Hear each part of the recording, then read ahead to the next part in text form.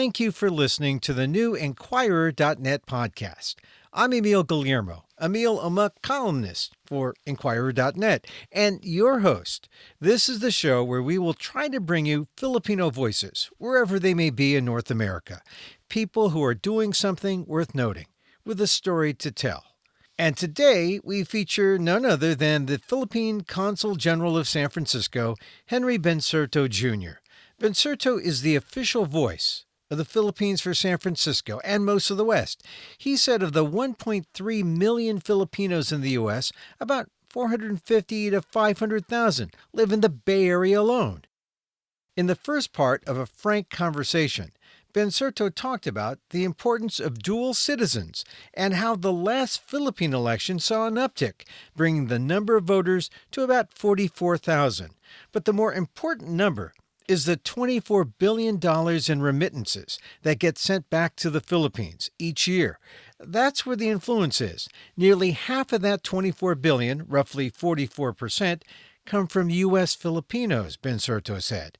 It means Filipinos abroad deserve their say in what happens in the Philippines, in Malacanang, and in Congress. We also talked about the importance of the upcoming Philippine Independence Day celebrations, with a gala concert at San Francisco's Marine Memorial Theater Friday, June the 16th. And there's an open event on June 18th at noon at San Francisco's Union Square. Here's part one of my conversation with ConGen of San Francisco, Henry Bensurto Jr. Let's begin by just how many Filipinos would you say the consulate serves in Northern California and the Western states? We know there are 4 million Filipinos roughly in the U.S. How many would you say are, that you are in charge of here from the San Francisco consulate? There are actually no definitive data on this, as you know, Emil. What we have is more or less an extrapolation of what available information there are. And based on those extrapolations, we estimate that we have something like 1.3 million Filipinos under my jurisdiction. And when I say under my jurisdiction, I refer to the 10 states that I exercise jurisdiction over with, beginning with the Bay Area and all the way to Alaska to the north and Colorado and Utah to the east.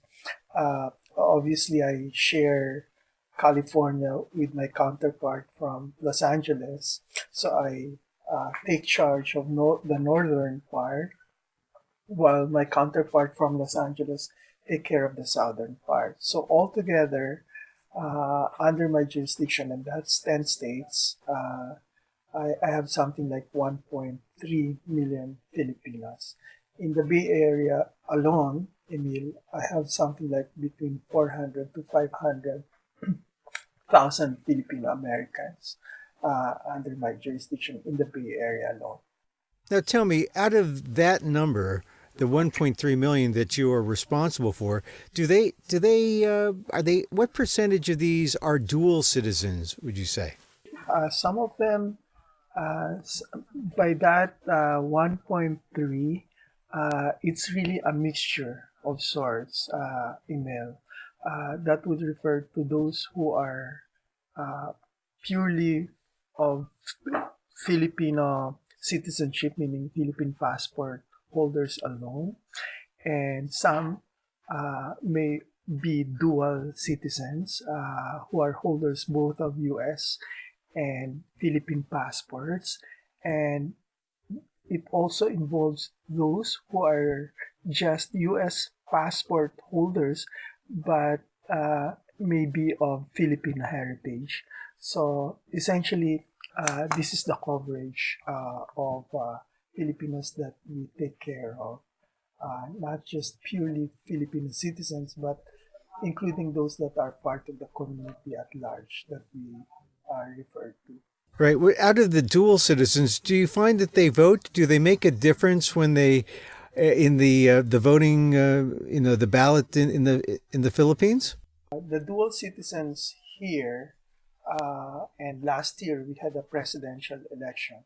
I must say that the dual citizens here did make an impact in terms of the presidential election in the Philippines last year.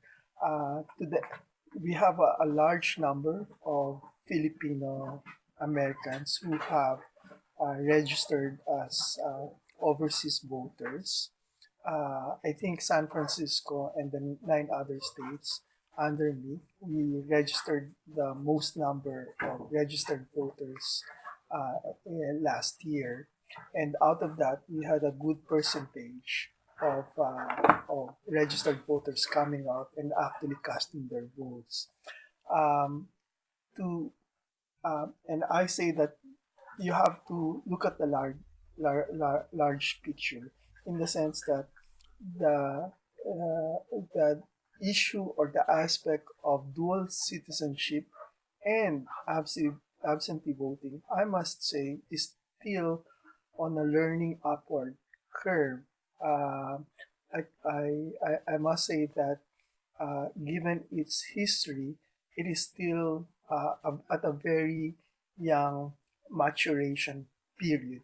And in that context, I must say that we have done well in terms of number of Filipinos who have come out and registered, first as registered overseas voters, and second, we also had a good number of uh, actual registered voters who really came out and cast their ballots. It's not at the point where it's in the 50% yet, but compared to the previous elections, I think it's a good indicator that more and more Filipino Americans who are dual citizens are getting interested to the situation back home. Uh, and this is reflected in terms of uh, the number of people who have actually registered as absentee voters and those who have actually cast their ballots. Can you give me a number, a ConGen, of how many how many people we're talking about of these dual citizens who voted? Or is like 10,000, 20,000, 5,000? I don't have the exact figures right now, Emil, but I can give you a ballpark. In terms of new registrants, I'm talking of new registrants, we have something like 30 thousand of new registered voters. Altogether, if you put in the old registered voters, that adds to something like 44,000. So in that context alone, you can see the uptick. For last year, the total number of new registered voters was something like 31,300. I think I have the exact figure here. It's 31,355 to be exact. That's the number of new registered voters. Altogether, if you put in the previous numbers of old registrants, that adds up to 44,000. So that's the total number of registered voters under my jurisdiction. So what that means is that there's a 200% increase in terms of new registered voters. And what that means for me, it is an expression of the dual citizens being interested with the politics back home in their desire to shape and influence the political landscape in the Philippines. And I think that is very good. The more people you have who are active in that respect, as opposed to apathetic voters, that for me is a positive development. Well, it stands to reason that if the Filipinos in the United States are responsible or are a big part of the more than $24 billion in remittances that support the Philippine economy, that in some way they should be interested in the politics, and if they can be dual citizens, they should register and vote, right? I completely agree with you in that, Emil. If we say that 40% of that total $24 billion remittance that we get uh, yearly from overseas Filipinos, and that 40% of that comes from the United States, um, it stands to reason that we have to have those people making those remittances to have more say in terms of the shaping of our political landscape. And so right now, we still see that big disproportion in terms of the remittance vis-a-vis the number of voters. But if you look at the trend, I think this is something very positive. Yeah. So now we have a big celebration coming up, June 12th. And I know that you're a big part of what's going on for what's being planned. And for most people will know this, but maybe some listeners won't. June 12th celebrates June 12th, 1898, which is the Philippines' independence from Spain. It's 119 years this year. So I guess next year will be an even bigger celebration. But tell me, when you speak to Filipino Americans and Filipinos here, why is June 12th important, and why is a celebration, a really jubilant celebration, important? 1898 indicates the year when we came together as a nation, as a community of people with a very definitive identity as Filipinos, even coming from different ethnic backgrounds. But as a nation, we called ourselves the Philippines. And to that extent, that we're able to give ourselves that identity. And that identity is not only shared in a very abstract way, but it's an identity that is shared at the level of individual Filipinos wherever they may be, whether back in the Philippine archipelago or outside of the Philippine archipelago. That identity, that heritage of a Filipino is something that we all share as being part of that community, even in the context of the different circumstances that we find ourselves in. Therefore, to the extent that we have that shared heritage, to the extent that we have that very definitive identity with a name as a person, as a nation, I think that's very important for all Filipinos all over the world, especially here in the United States, where we have something like 3 to 4 million Filipinos.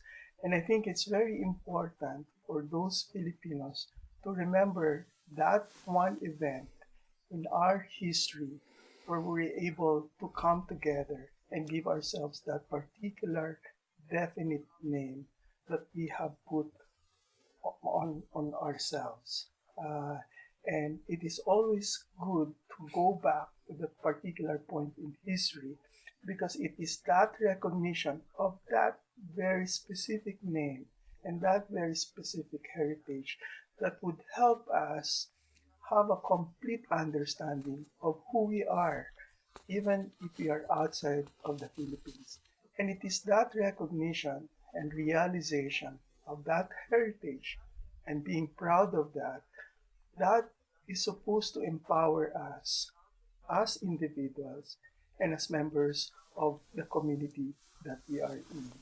And so it is therefore the responsibility of the consulate to provide the necessary platform and activity to generate that interest, to help people discover or rediscover their roots. And in that process of pilgrimage or in that process of discovery, we're able to help individual Filipinos and also as a community. So it's going to be a big event on June 12th. What kind of plans do you have? What's going to mark the event? And it's going to be in San Francisco on June 12th? June 12th is the exact date of our independence, but in the context of how we celebrate our independence, we consider the whole month really of June as the month of freedom or kalayaan for the Philippines. And so for this year, and maybe before explaining the particular dates when we are going to hold the activities, I'd like to preface that by saying here in the Bay Area and the nine other states that I have jurisdiction over, every every Filipino community in their enclaves, be it Sacramento, San Jose, they celebrate in their own way Independence Day in a very peculiar, unique way. What we are trying to do here in San Francisco is we want to define an activity every year where all Filipinos, regardless of the territorial boundaries that, that divide us geographically here in the Bay Area or in the whole nine states that I have jurisdiction, we want to transcend the constraints of that political geography and have a celebration where all Filipinos, regardless of where they are, could anchor themselves in that one or two particular activities, universal in scope, and by universal, I mean uh, for all Filipinos in that jurisdiction, to kind of look up to that activity every year as a unifying activity. And so what we're going to hold therefore here in San Francisco is an activity not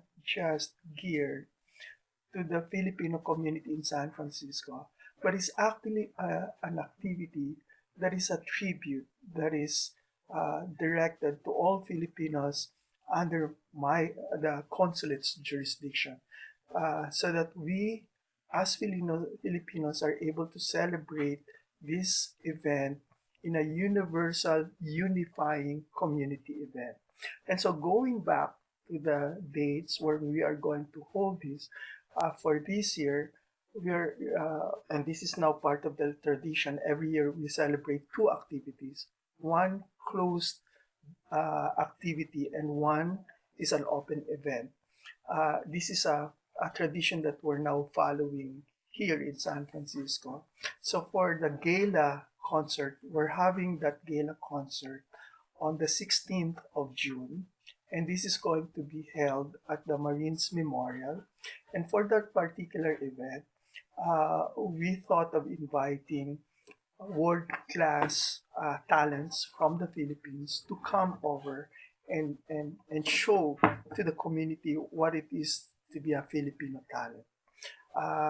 And we want to share what is the best in our culture. And so, in that context, therefore, we have invited Ryan Kayabyab and his six or seven singers to come over and perform before the Filipino community.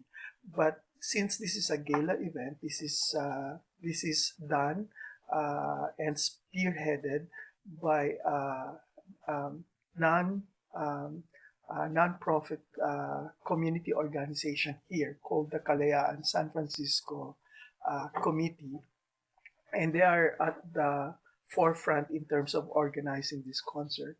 And this is a concert around 6:30 at the Marines Memorial. And after the concert, there is going to be a gala reception so that we're able to share meal together as a community on that in that evening. The other open event is going to be at the Union Square, and we have made this as a matter of tradition, and it's an open event. We invite all Filipinos from all walks of life, from different parts of the Bay Area and beyond, to come over and perform and share and just be part of the community, for us to feel that we belong, for us to feel our heritage, and that for us to be able to shout to the world that Pinoy ako, proud ako, that we are all Filipinos and we're proud to be Filipinos. And what day is the Union Square event? The Union Square event is an open event where we have food stalls to share Filipino delicacies and Filipino cuisine. Filipino talents from all over the Bay Area are also going to come and perform and show their own stuff.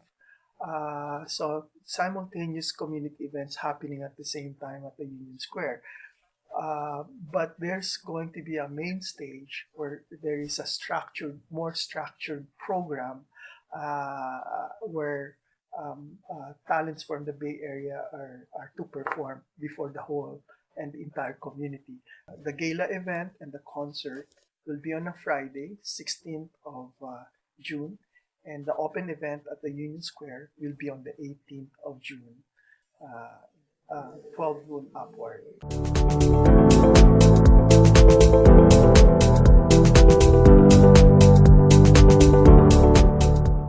That's ConGen Henry Bensurto Jr., Philippine Consul General of San Francisco.